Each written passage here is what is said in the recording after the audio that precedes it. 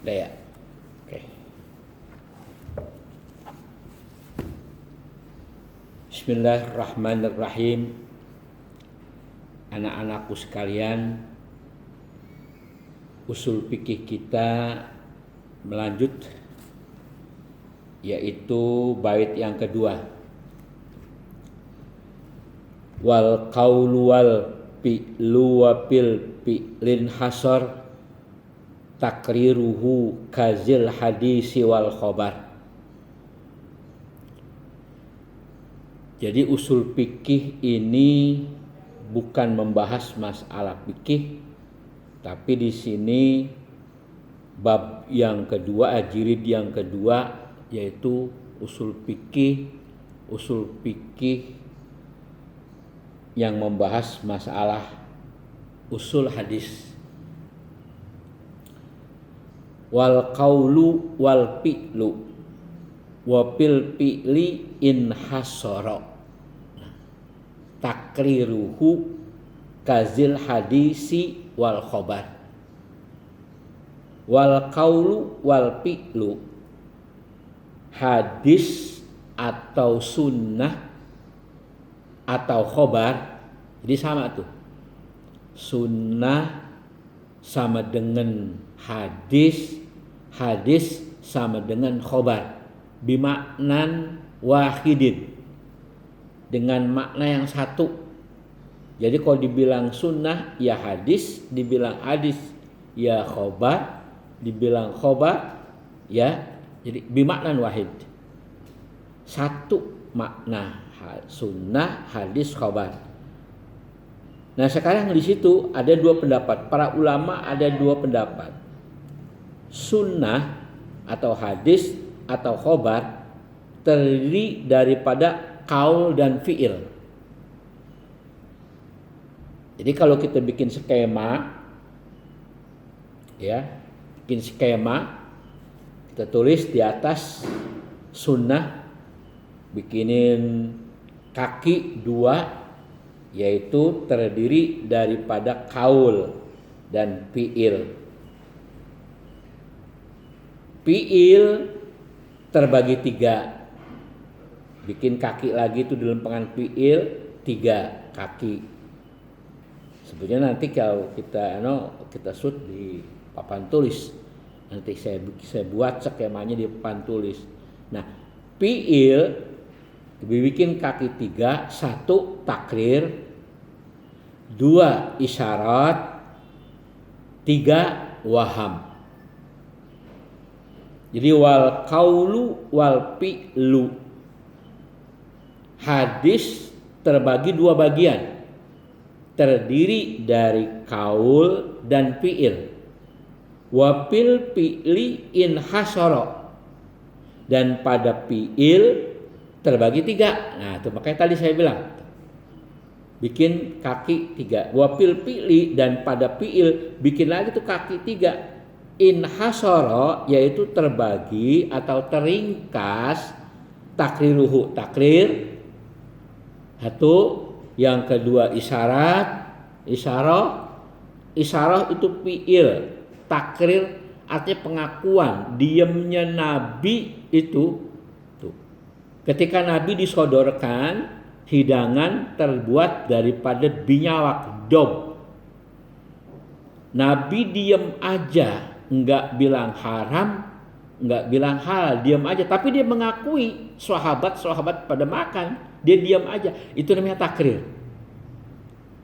Isyarat, nanti juga isyarat, ente bisa aja isyarat begini, kayak di TV itu ada berita isyarat pakai tangan, nah itu fi'il.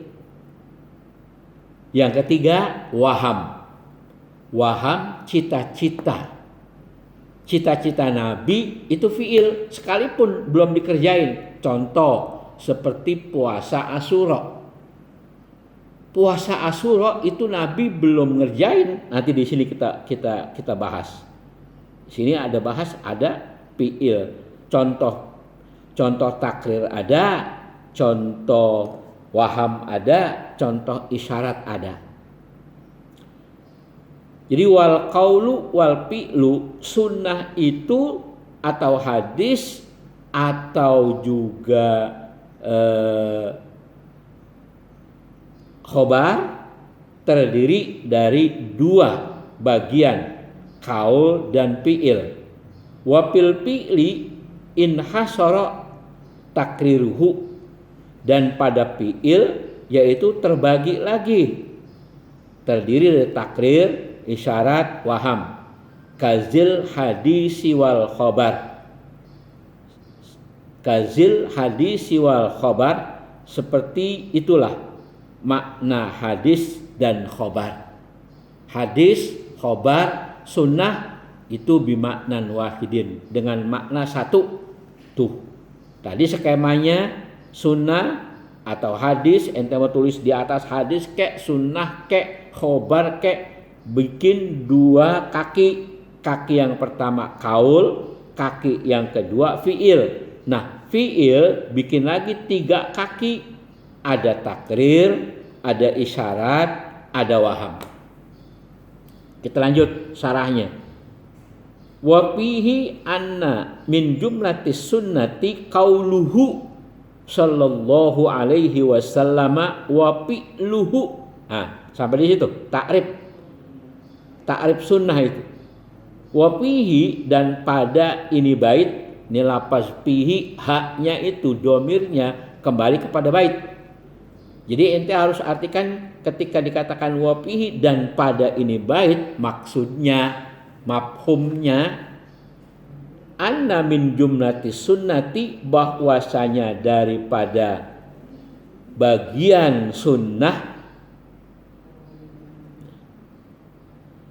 atau ta'rif sunnah, qauluhu sallallahu alaihi wasallam wa fi'luhu, yaitu terdiri daripada kaulnya Nabi sallallahu alaihi wasallam dan perbuatannya. Habis, titik sampai situ. Nah, sekarang nih fi'il. Ini contoh isyarat.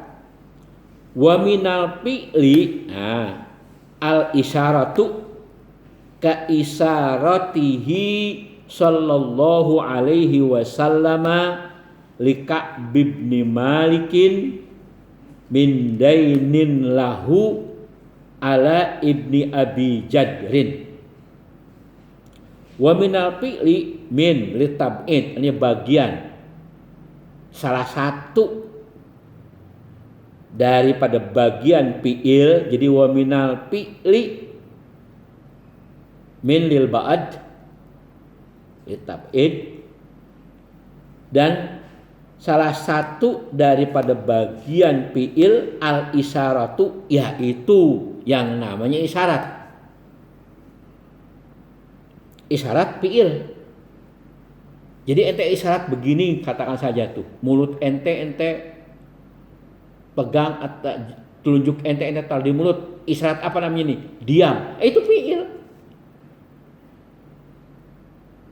Isyarat bitarfil ain, dengan kedipan mata, fi'il. Ka isyaratihi sallallahu alaihi wasallam, seperti isyaratnya Nabi sallallahu alaihi wasallam li Ka'b bin Malikin, kepada Ka'ab bin Malik, min dainin lahu, daripada utang baginya, ala ibni Abi Jadrin, di atas ibnu Abi Jadr. Masalah utang, siapapun kalau belum dibayar tetap utang. Makanya orang meninggal itu yang dikhobarkan kepada keluarganya, yaitu utangnya dulu. Diumumkan kepada masyarakat utangnya, punya utang ada si mayit ini. Sampai segitu. Nah, di sini Nabi mengisyaratkan kepada Ka'ab bin Malik. Sahabat Nabi Ka'ab bin Malik, Nabi mengisyaratkan bahwasanya dia punya utang kepada Ibnu Abi Jadr. Supaya tahu, andai kata Nabi meninggal, berarti Nabi punya utang kepada Ibnu Abi Jadrin. Diisyaratkan kepada Ka'ab bin Malik. Nah, isyarat itu ya tentunya nanti kalau gue meninggal, gue punya utang, bayarin tuh. Begitu bahasa kitanya. Nah, itu PL. Isyarat itu VL. Habis. Contoh yang selanjutnya, wa minal af'ali, lagi-lagi yuta min lil ba'ad atau lil tab'id. Wa minal af'ali, dan bagian di antara bagian fi'il hammuhu. Yaitu cita-citanya Nabi sallallahu alaihi wasallam. Takrir belum ada, takrir di sini nggak dicontohin. Yang dicontohin di sini isyarat dengan apa? Dengan ham. Kalau takrir tadi saya sudah contohin tuh. Nanti hadis bahwasanya ente ketemu bahwasanya Nabi ketika perang ya disodorkan makanan hidangan terbuat daripada dob binyawak. Nabi orangnya dia ya enggak rakus kayak kita. Ente apa aja ente makan. Kalau perlu batu, kalau ente bisa papak ente makan. Tapi kalau Nabi enggak, dia orang yang kira-kira jeli jelek itu yang enggak enak itu dia enggak suka. Di antaranya dob. Tapi dia kagak melarang, juga kagak memerintah. Di sini hanya khobar aja, khobariyah, bukan insaiyah. Jadi Nabi kagak ngelarang, cuma Nabi mengakui bahwasanya itu tidak diharamkan. Begitu sahabat pada makan, Nabi disodorin binyawak, ya. Olahan binyawak, Nabi nggak makan, Nabi diam aja, ya. Cuman sahabat-sahabat makan, Nabi nggak melarang, kagak mengharamkan, kagak menghalalkan, diam itu namanya takrir, mengakui kehalalannya itu. Cuman dia nggak bilang halal, kagak, karena dia nggak suka, jadi udah ada bawa sono. Nah. Dan dia mengakui dimakan oleh sahabat, berarti itu namanya takrir. Dah, tadi isyarat. Sekarang wa minal af'ali hammuhu sallallahu alaihi wasallam liqaulihi la in istu ila qabilin la asumanna tasi'a wal asyira. Dan daripada bagian fi'il, yaitu cita-citanya Nabi sallallahu alaihi wasallam liqaulihi, bagi ucapannya lain jika aku istu hidup ila qabilin ke tahun depan la asuman natasi'a wal asyira, niscaya tuh lam jawab daripada in, niscaya aku puasa dari tanggal 9 dan tanggal 10. Begini masalahnya. Ketika Nabi hijrah dari Mekkah ke Madinah, di Madinah itu orang-orang Yahudi pada puasa tanggal 10 Asyura. Asyura itu 10. Tanggal 10 Muharram yang kita kenal dengan puasa Asyura. Sahabat-sahabat bertanya, "Ya Rasulullah, puasa apa itu orang Yahudi? Orang Yahudi pakai puasa apa?" Maka tatkala Yahudi ditanya oleh Nabi dan sahabat, di situ dia mengatakan, "Saya puasa yaitu mensyukuri selamatnya Nabi Musa dan kaumnya." Yahudi itu, Nabi Musa umatnya Yahudi, banyak Yahudi semua. Nabi Musa dan umatnya yaitu Yahudi, yaitu selamat daripada tenggelamnya di Laut Merah dan udah naik ke Mesir yang dikenal dengan padang Tih. Di situ turun nanti manna dan salwa. Kita lihat tanggal 10 nih banyak kejadian-kejadian atau kemenangan para anbiya, di antaranya salah satunya Nabi Musa. Nah, orang-orang Yahudi puasa itu 10 Muharram. Apa? Mensyukuri Nabi Musa dan umatnya Yahudi itu selamat dari tenggelam, dari kejaran Fir'aun. Sedangkan Fir'aun itu tenggelam di Laut Merah. Nah, begitu Yahudi ngomong tadi, saya mensyukuri puasa selamatnya Nabi Musa, apa kata Nabi?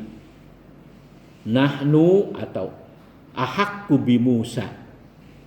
Ana ahakku bi Musa. Nihna, kita, nih kata Nabi, lebih pantas mengikuti agama Nabi Musa. Jadi kita puasa, begitu maksudnya. Cuman pada saat itu kan lagi kagak puasa karena baru sampai dari hijrah dari Mekkah ke Madinah, pada kagak puasa. Cuman kata Nabi, la in istu ila qabilin, jika nanti bulan Asyura atau Muharram yang akan datang aku masih hidup, la asuman natasi'a wal asyira, niscaya aku puasa, atau kita bahasanya udah kalau lari ke umat, kita puasa mulai tanggal 9 dan 10. Sedangkan orang Yahudi tanggal 10 aja. Kenapa kita mulai 9 10? Kata Nabi, khalaful Yahuda, menyalahi atau berbeda dengan orang Yahudi. Supaya kita beda dengan orang Yahudi, dan puasa kita adalah salah satunya mensyukuri nikmat yang diberikan oleh Allah Subhanahu wa taala, termasuk terhadap Nabi Musa, karena di situ kan nabi-nabi di sana dikatakan la nufarriqu baina ahadihim. Dari Nabi Adam sampai Nabi Muhammad jangan dibeda-bedakan. Itu nabi dan rasul yang 25 itu. Jadi tetap di situ kita ada kesunahan untuk puasa. Orang Yahudi aja puasa, kalau kita orang Islam kagak puasa. Makanya Nabi mengatakan, ana ahakku bi Musa, saya lebih pantas mengikuti umat atau mengikuti Nabi Musa. Nah, makanya kita disunahkan, bahkan kita disunahkan dari tanggal 1 sampai tanggal 10 di bulan Asyura. Nah, ini Nabi baru cita-cita, belum sampai bulan Muharram dia udah meninggal. Berarti belum ngerjain.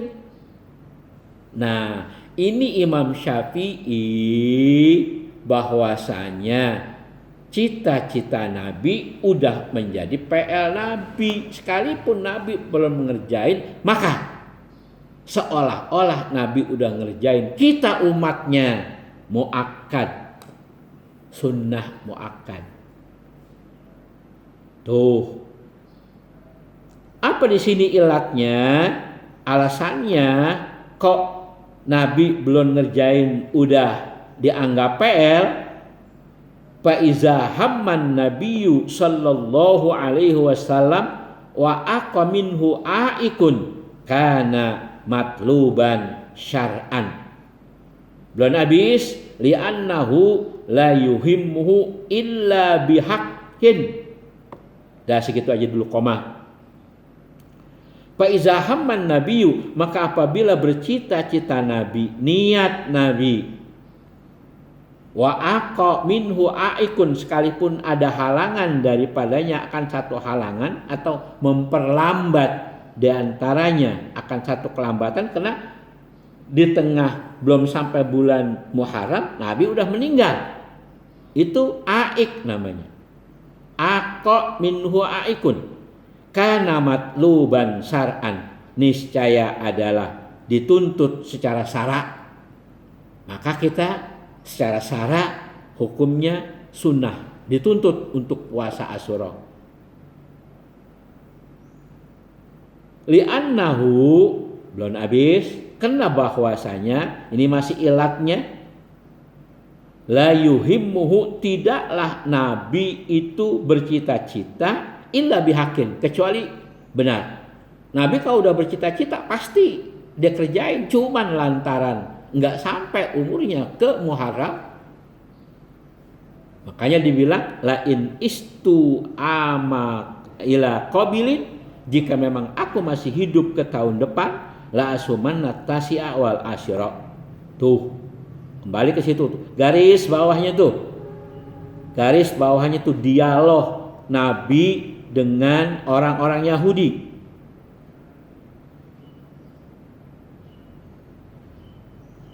Habis, la yuhimmuhu illa bihaqqin. Tidaklah dia bercita-cita kecuali dengan yang hak, yang benar. Kama hamma bitankisir ridai ala sholatil istisqai fasaqala alaihi patarakahu. Ini contoh yang kedua, contoh waham juga ini. Kama hamma, sebagaimana juga Nabi bercita-cita bitankisir ridai, yaitu dengan memindahkan selendang ala sholatil istisqa, di atas sembahyang istisqa, minta hujan, fasaqala alaihi, maka dia merasa berat mindahin selendangnya itu, patarakahu, maka ia tinggalkannya. Takut, Nabi kan sembahyang istisqa di lapangan, itu sorbannya itu selendangnya panjang, mau dipindahin dari kanan ke kiri, Nabi takut dapat jatuh, maka tatkala diangkat berat, Nabi diamin aja. Walizalika istahabbahu Syafi'i wa Malikun amalan bima fil asyari. Maka yang demikian itu menghukumkan mustahabah sunat yang disukai atau yang harus dikerjakan oleh Imam Syafi'i dan Malik, amalan sebagai amal bima fil asyari, bagi apa-apa yang di dalam asar, pembekasan Nabi. Min annahu ja'lul yamini ala shimali wassimalu alal yamini, daripada bahwasanya memindahkan selendang dari kanan ke kiri dan dari kiri ke kanan.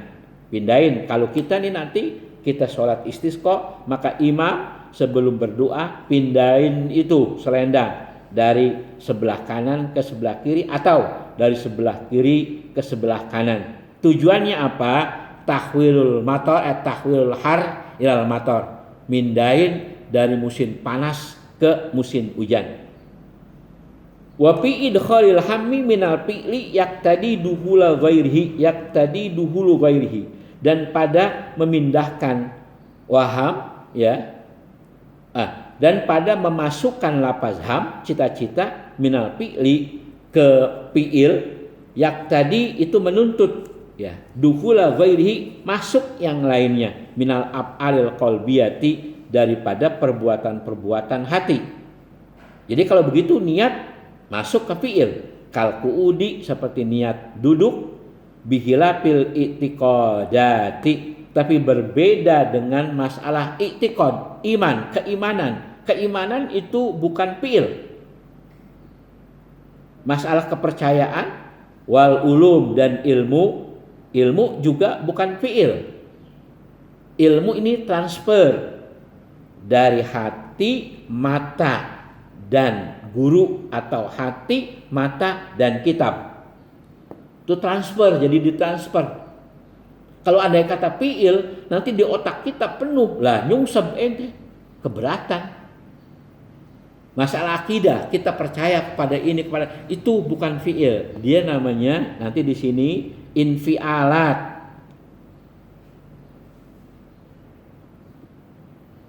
Jadi bihilafil itiqadi, berbeda dengan masalah keyakinan, wal ulumi, dan masalah ilmu, falaisa af'alan alat tahqiqi, maka bukanlah dia itu fi'il di atas sebenarnya, di atas tahqiq, bal hiya infialatun, bahkan dia hanya transfer atau perpindahan.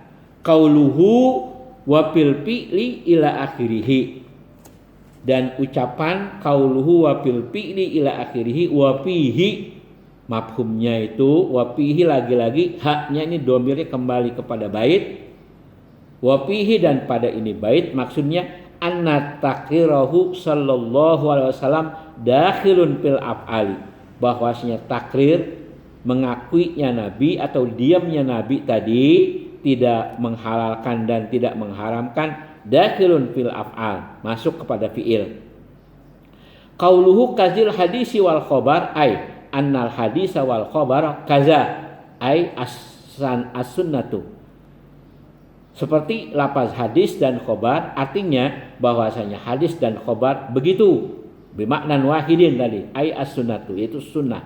Bi kauni kulli minhuma wal mudhafu ilaihi sallallahu alaihi wasallam min sifatin au qaulin au fi'lin. Pada keadaan tiap-tiap dari keduanya yang disandarkan kepada Nabi sallallahu alaihi wasallam min sifatin, apakah itu yang bangsa sifat, au qaulin atau yang bangsa kaul, atau yang bangsa fi'il, itu namanya sunnah atau khobar atau hadis. Wallahu alam bisawab. Nanti baru bait selanjutnya, wal anbiya usimu mimmanuhu anhu walam yakullahum tafaqquhu. Demikian, terima kasih. Assalamualaikum warahmatullahi wabarakatuh.